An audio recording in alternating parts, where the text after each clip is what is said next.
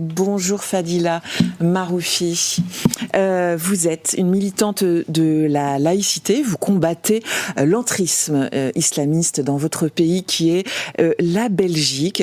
C'est un combat qui a été salué d'une récompense à Paris l'an dernier. Vous avez reçu le prix international de la laïcité. Ça a été remis par le comité Laïcité République, présidé par l'avocat Richard Malka. Pour préparer cet entretien d'aujourd'hui, Fadila Maroufi, mais je vous ai regardé, j'ai écouté votre discours que vous avez fait l'an dernier.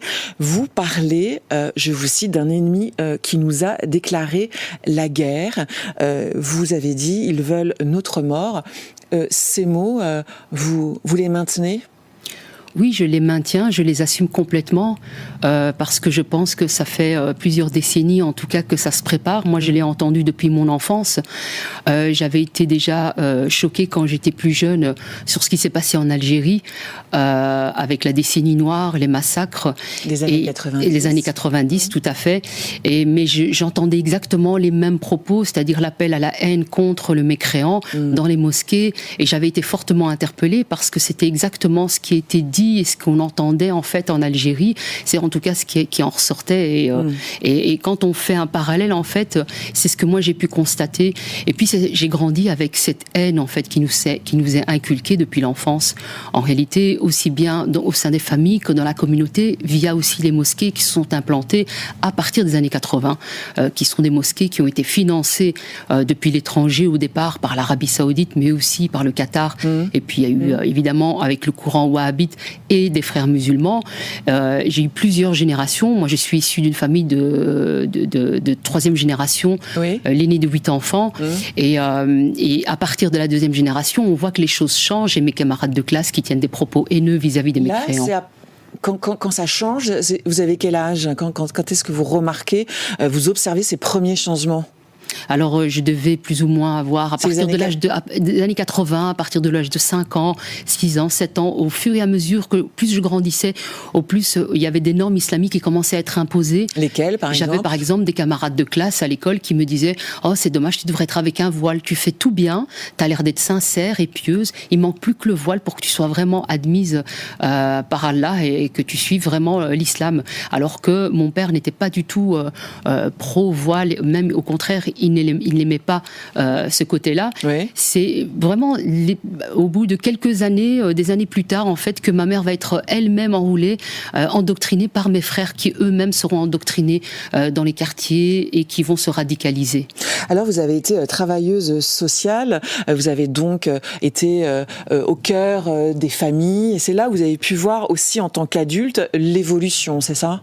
Tout à fait. En fait, quand j'ai commencé à m'émanciper, parce que j'ai quand même vécu des choses dures au sein de la communauté, moi-même, par mon expérience, c'est que j'ai voulu être travailleuse sociale pour justement aider les familles de confession musulmane à sortir de tout ce schéma. Donc je me suis engagée, j'ai poursuivi des études, je me suis engagée dans la vie associative et j'ai accompagné des familles où j'ai constaté exactement les mêmes schémas, les mêmes problématiques, c'est-à-dire la violence au sein des familles, la violence de la part des proches, que ce soit les parents, que ce soit les cousins, cousines, etc. Et en même temps, j'ai vu cet endoctrinement qui était encore de plus en plus présente. Et moi qui pensais avoir échappé à ça, puisque je me suis extrait d'un milieu familial qui commençait à être pesant et d'un quartier, par le travail, c'est que je me suis rendu compte que dans le travail, on m'appelait souvent à tenir des normes islamiques, par exemple, ne pas manger pendant le ramadan, essayer d'être couverte le plus possible, le fait que alors que je m'habillais pas d'une manière extravagante, j'étais habillée normalement, comme vous me voyez ici, mais le fait que je porte pas le voile, que je porte des t-shirts à manches courtes, etc., tout ça posait problème, et donc on me rappelait systématiquement à une pratique rigoriste de l'islam. Quelle est la stratégie à l'œuvre en Belgique ?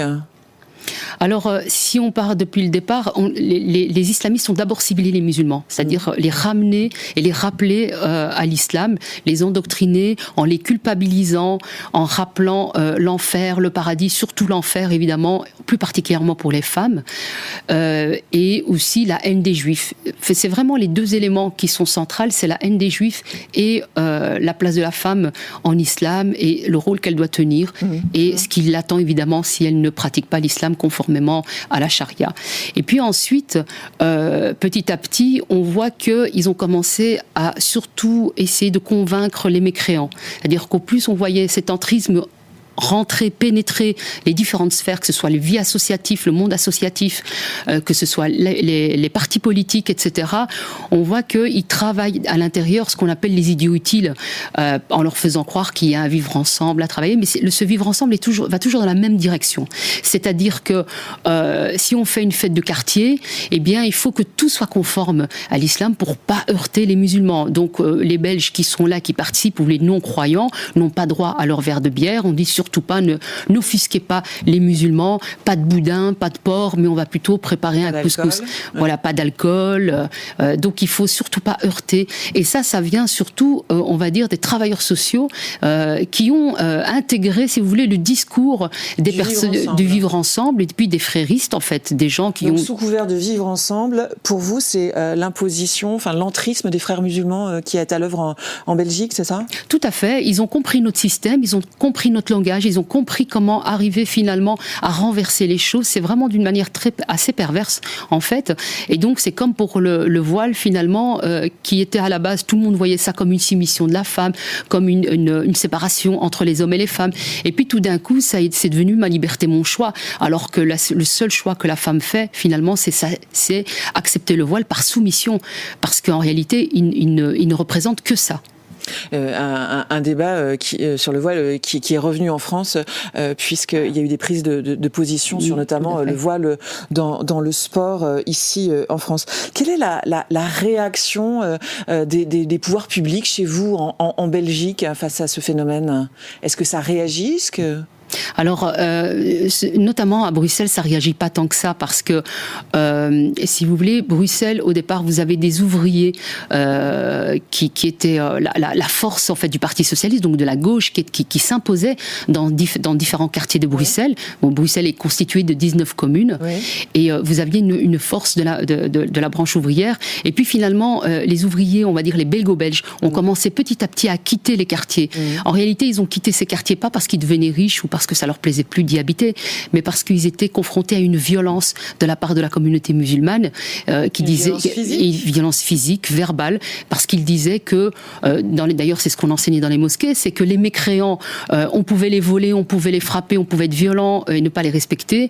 Par contre, les musulmans, il fallait les respecter, on pouvait pas voler un musulman.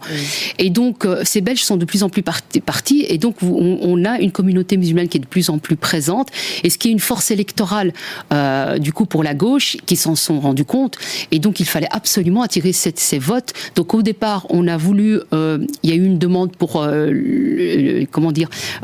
obtenir la légalité que les personnes étrangères puissent voter. Ça avait été refusé, et ensuite ils ont demandé que les personnes étrangères qui habitent dans ces quartiers puissent obtenir la nationalité belge de plus en plus rapidement.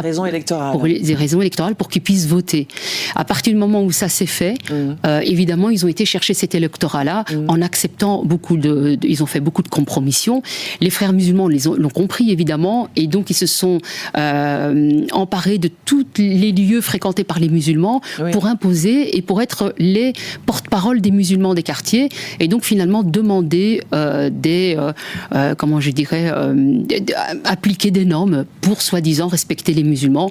Et les partis politiques ont accepté en se disant finalement on va quand même les contrôler. On a accepté certains frères musulmans dans ces partis-là, et qui ont continué à évoluer dans ces groupes et à influencer de l'intérieur. Et on voit maintenant qu'on permet le port du voile dans l'administration communale, alors qu'il devrait y avoir une neutralité, la séparation, les heures, tranches horaires différentes dans les piscines pour les femmes, spécialement pour les femmes, le halal dans les cantines. L'État s'est adapté en fait à ces injonctions, c'est ça? Complètement.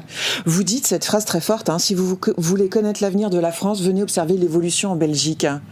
L'heure est très grave alors pour vous. Ah oui, on est minuit moins 2, c'est-à-dire que la Belgique, pour moi, elle est 5 ans en avance, vous êtes juste un petit peu en retard. Il y a disons qu'en Belgique, où on n'a plus de débat, il n'y a plus ces discussions autour de cette problématique. C'est comme si ça avait été c'est caché sous le tapis. D'ailleurs, on avait en 2021 sorti un ouvrage écrit à plusieurs sous la direction de Florence Bergeau-Blaclair qui s'appelle Cacher cet islamisme, où on expliquait justement le lien entre le wokisme, entre l'islamisme. Pourquoi est-ce qu'on n'en parle plus? Pourquoi est-ce que c'est devenu extrêmement délicat pour tout le monde d'en parler?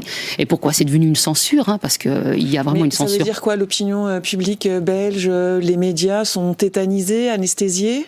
Ils sont complètement anesthésiés d'abord par tous ces discours sur le vivre ensemble, par tous ces discours de pas d'amalgame depuis les attaques des attentats en France et en Belgique, et ça continue encore de plus fort. Les gens ont peur d'être traités d'extrême droite, donc parce qu'à partir du moment où vous parlez d'islamisme, tout de suite c'est mis en lien avec l'extrême droite. En Belgique, on a une vision de la France comme étant structurellement raciste et islamophobe. En tout cas, c'est ce que certains même chercheurs de l'université disent dans les médias francophones belges du service public, ce qui fait que les Belges ont une mauvaise perception ou vision de ce qui se passe réellement sur le territoire. Ça les intimide quelque part, c'est ça? Ces anathèmes les intimident? C'est des anathèmes qui les intimident, mais qui font peur, parce que à partir du moment où vous nommez les choses et que vous dites ce que vous voyez, finalement, vous pouvez perdre beaucoup. Vous perdez votre emploi, vous êtes ostracisé, on vous attaque, vous êtes attaqué, vous risquez votre vie, physiquement aussi, pas que uniquement psychologiquement. Vous coller l'anathème d'islamophobe, c'est une fatwa, c'est une condamnation à mort. Vous l'avez vu avec l'affaire Samuel Paty et d'autres affaires, comme Salman Rushdie, etc. Et évidemment, les gens ont suivi tout ça. En Belgique, on a suivi tout ça. Donc les gens se taisent, ils se disent, finalement, c'est ce qui risque de nous arriver.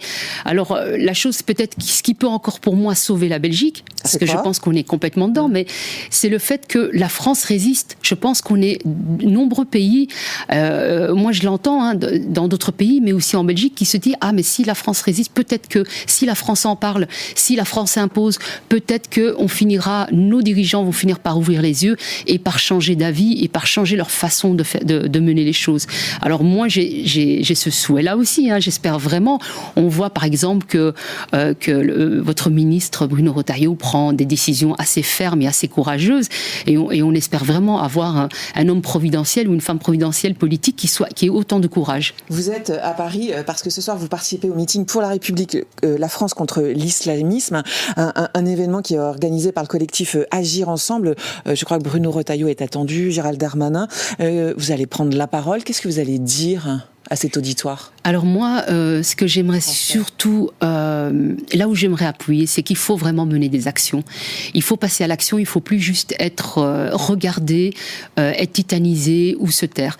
Il faut agir. Agir, c'est quoi? C'est de dire aux gens, vous avez le droit de parler, vous avez le droit de dire ce que vous voyez, vous avez le droit de vous former sur ces questions-là, contrairement à ce qui est dit, et vous n'êtes pas raciste en disant ce que vous dites. Au contraire, ça va permettre peut-être à des musulmans de prendre des positions claires, parce que je pense qu'il y a aussi parmi les musulmans des gens qui n'osent pas parler. Et, ils sont plus vraiment aussi nombreux qu'avant, parce que je pense qu'on a quand même perdu du temps. Mais c'est aussi dire que on a des gens en face qui nous mènent vraiment une guerre, et qu'il faut être conscient de ça, qu'on peut plus se taire au nom de la paix, etc. En réalité, si on veut une paix, il va falloir la défendre, il va falloir peut-être se battre contre certaines personnes, puisqu'on l'a vu depuis plusieurs années, c'est qu'on a des attaques terroristes, des attaques au couteau, donc c'est réellement une menace physique. Et moi, j'appelle vraiment les gens à prendre la mesure et à apprendre à se défendre aussi bien intellectuellement que physiquement. On en est vraiment là. Il faut préparer les jeunes à pouvoir se défendre. On ne peut plus les laisser accepter les coups de couteau sans pouvoir réagir. On ne peut plus accepter que les gens voient d'autres personnes se faire, on va dire, planter avec un couteau sans réagir. Si on prend conscience de ça, et si on donne un peu de courage aux gens et on leur dit vous pouvez le faire, je pense qu'on déjà en face, on nous regardera avec un autre regard, et ils réfléchiront à 2 fois avant de nous attaquer et avant de nous déclarer la guerre. Alors ce combat que vous menez, Fadila Maroufi, vous le menez aussi au prix d'un certain nombre de choses dans votre vie. Ça impacte votre vie quotidienne. Vous avez été même menacée de mort dans votre pays, en Belgique. Oui, j'ai été à plusieurs reprises menacée de mort. Je continue à recevoir aussi bien des insultes que des violences physiques, que des menaces de mort, Alors des menaces aussi, je les ai eu aussi. Parfois été très concrètes. Hein. Totalement. J'ai reçu des vidéos en message privé montrant les différentes manières et me souhaitant la plus longue et la plus douloureuse mort, avec des vidéos de décapitation, de la manière dont je serais brûlée, etc. Donc de torture en fait. Et donc ça c'est ce que j'ai pu recevoir et je continue encore à les recevoir. En Belgique malheureusement, mais il n'y a pas vraiment de suivi. Là j'ai des avocats parce que j'ai aussi une députée et conseillère communale qui m'a traité d'islamophobe, xénophobe d'une manière nationale, en disant que j'étais reconnue nationalement comme étant islamophobe, en sachant que en ayant cette étiquette-là, c'est une fatwa pour me condamner à mort en réalité. Parce que les gens en face, ils ne rigolent pas avec ça. À partir du moment où ils considèrent que l'islam est en danger, on vous désigne quelque part. On me désigne comme étant la cible. Je suis la cible parce que mes propos dérangent. Je n'ai plus droit à la parole ni dans les médias francophones belges. On m'a ostracisée. Je ne peux plus travailler parce que les gens soit ont peur de m'engager, parce qu'ils ont peur évidemment d'avoir des actes terroristes, soit parce qu'ils ne sont pas sur la même longueur d'onde au niveau, on va dire, philosophique avec moi par rapport à la question de la laïcité, de l'universalisme, etc.